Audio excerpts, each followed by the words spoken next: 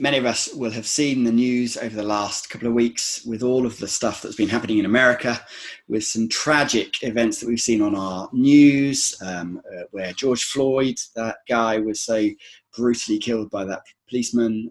But wider than that, of course, that's flared up into all sorts of questions and rioting and all of that. But in light of the big discussion around racism and what that looks like in community, and we thought it was really important for us as a church to have a conversation for us about what that looks like in our country, because of course so often what happens in America is also reflected over here, and we'll have also seen in the news in this country with various protests happening this week as well. So it's great to welcome Bidemi, who's joining me today, and we're just going to have a discussion really about what it means to be a British black woman in the 21st century, and what that looks like, and therefore the issues around race and racism.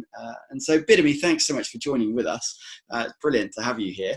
And can I just begin by asking you a question then? You've obviously seen the news over the last couple of weeks as well. What's your perspective on everything that's happening and your insights about it? I think it's been absolutely heartbreaking. So I've been absolutely heartbroken over the last few days and weeks and really years of just seeing what's been going on in America, very much so, but all over the world.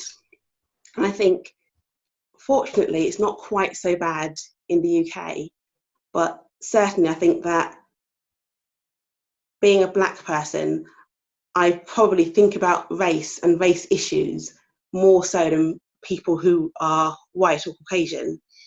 So I know my husband, Ben, he's white, and probably, I don't know, maybe 15 years ago or so, I remember being in a shop with him, and he picked up an item and just looked at it towards his body.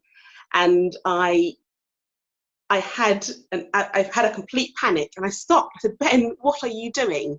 What are you doing? And he said, what do you mean? I'm just looking at this item.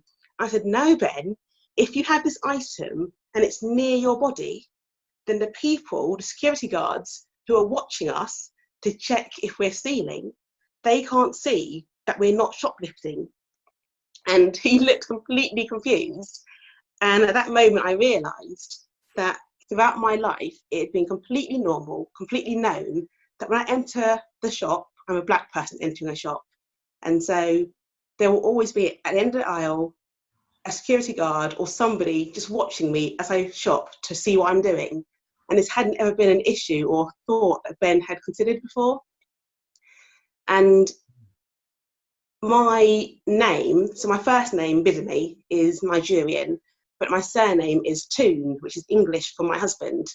And I'm very aware that whilst my surname is Toon, because my first name is clearly not English, when I apply for a job, I'd be really grateful that everyone knows before I turn up that I'm not white, so that anyone who would only want to hire somebody who is white would hopefully see my CV, throw it in the bin, and I would never get to the point of having to have face-to-face racism.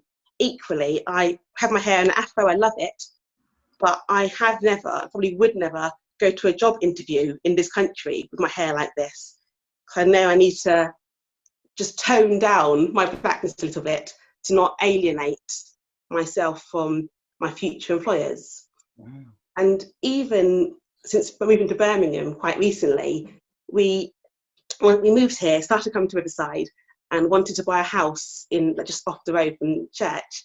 And I remember going into one of the local estate agents, and I came in and I'd been to my mortgage advisors and I knew what my budget was. And I came in and the guy at the desk looked at me and said, okay, you want to buy a house? What's your budget? And I told him, and he looked at me. And he looked at me from my head to my toe and back. And he said, no, you can't afford that. Let's give you a lower number. And so I certainly think, yeah, racism's alive and now. Wow. And that was, in the last few years? Yeah, a couple of years ago. Wow, that is astonishing. And so, I mean, that is, that's astonishing, isn't it? And horrifying at the same time. And I guess Many of us just would not be aware of all that. And I guess for us as Christians, we as Riverside, we're in Birmingham, a really diverse city. We want to reflect our city. And I guess in light of, therefore, your experience and many people's experiences, to one degree or another, what would you therefore think are the greatest kind of opportunities and maybe challenges, therefore, for us as a church, things that we need to think about, ways that we might need to change? I think I heard recently somebody say that it's not enough to be non-racist, you have to be anti-racist. And I think that's really important, because I think if there's a group of 10 people and one person is racist and the other 9 just stand by and hear what is said but say nothing, then if I went home and I reflected and I remembered that, I'd remember being in a group of 10 racist people. And I think it's really important that we are able to, it's uncomfortable, and put ourselves forward and just be the voice of opposition to just hatred around. But also I think in church what we could do, one of the things is almost think, if we're talking to somebody, if we're inviting somebody over for lunch or we're seeing somebody, think, if I saw a new face and it was a new person or a new family, if they were Caucasian, if they were white, would I go and say hello to them? Would I approach them? Would I want to talk to them and learn about them?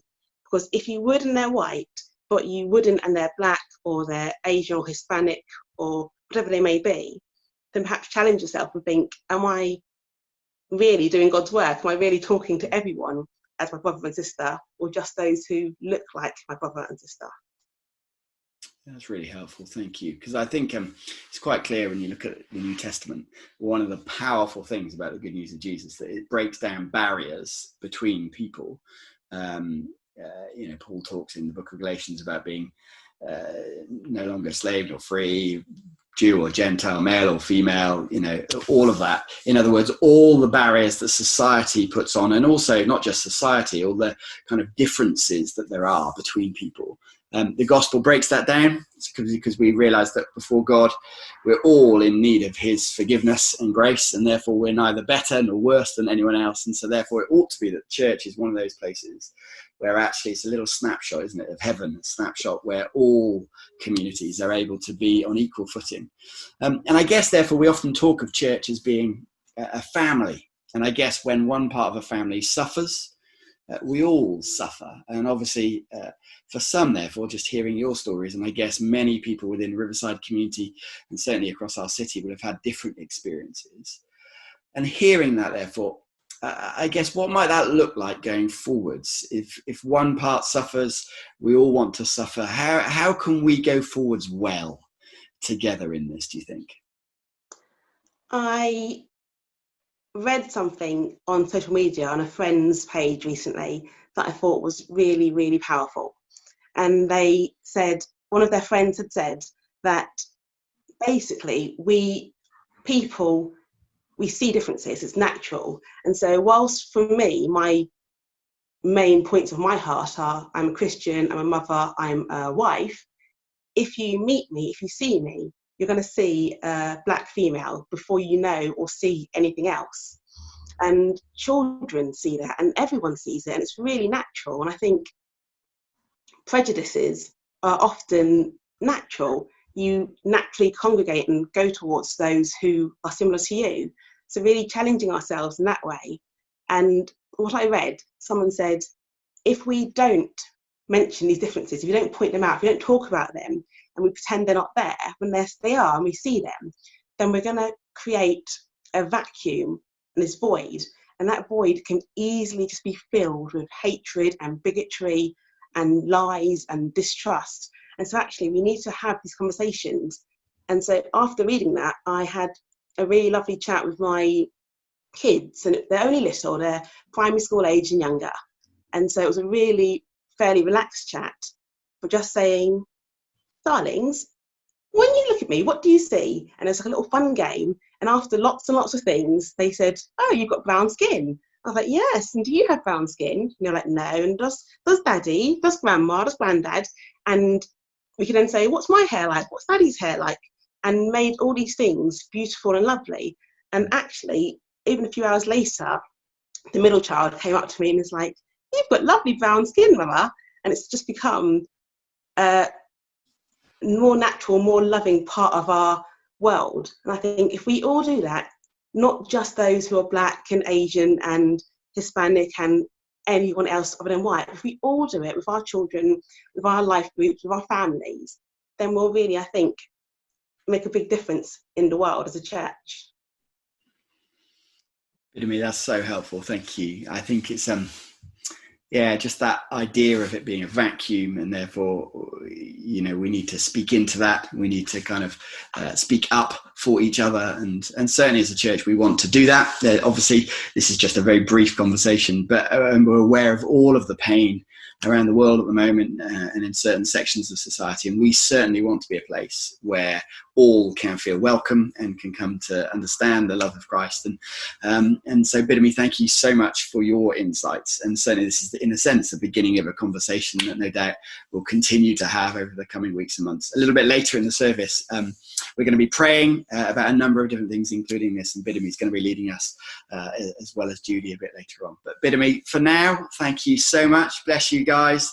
Thank you for all that you do, all that you are, and really, really appreciate your insights. You're welcome. Can't wait to see you all soon. That'll be really good.